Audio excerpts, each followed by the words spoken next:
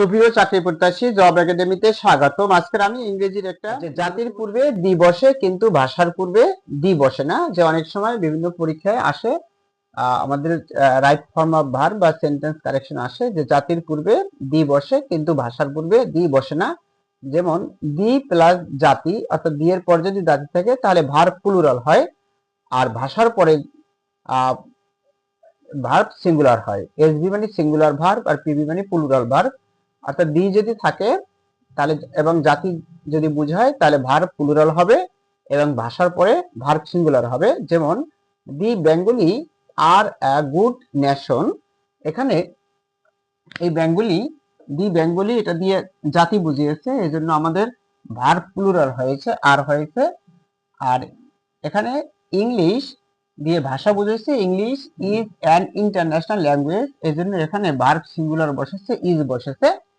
তাহলে আমরা যে শর্ট টেকনিকটা শিখলাম সেটা হলো যে জাতির পূর্বে দি বসে কিন্তু ভাষার পূর্বে দি বসে না। এখানে জাতি বেঙ্গলি, এখানে দি বসেছে, অথবা the English are a good nation, যেটাই হোক, যে যদি জাতি বুঝায় তার পূর্বে দি বসবে এবং তারপরে যে ভার্ব বসবে সেই ভার্বটা প্লুরাল হবে। কিন্তু যদি ভাষা বুঝায় তারপরে আমাদের ভার্ব সিঙ্গুলার হবে এবং তার পূর্বে দি বসে না। যেমন English is an international language. তাহলে দি প্লাস জাতি ভার্ব প্লুরাল আর ভাষা ভার্ব সিঙ্গুলার হয়।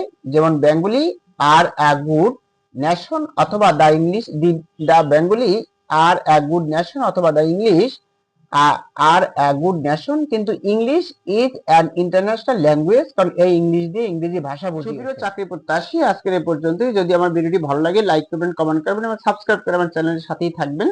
যদি ফেসবুক পেজ থেকে আমার ভিডিওটি দেখে থাকেন ফেসবুক পেজটি ফলো করে রাখবেন, আর ইউটিউব চ্যানেল থেকে ভিডিওটি দেখে থাকলে ইউটিউব চ্যানেলটি সাবস্ক্রাইব করে রাখবেন, যাতে পরবর্তী কোনো ভিডিও সবার আগে আপনি পেতে পারেন। ইনশাল্লাহ ভালো থাকবেন সবাই। পরবর্তী কোনো ভিডিওতে আবার দেখা হবে।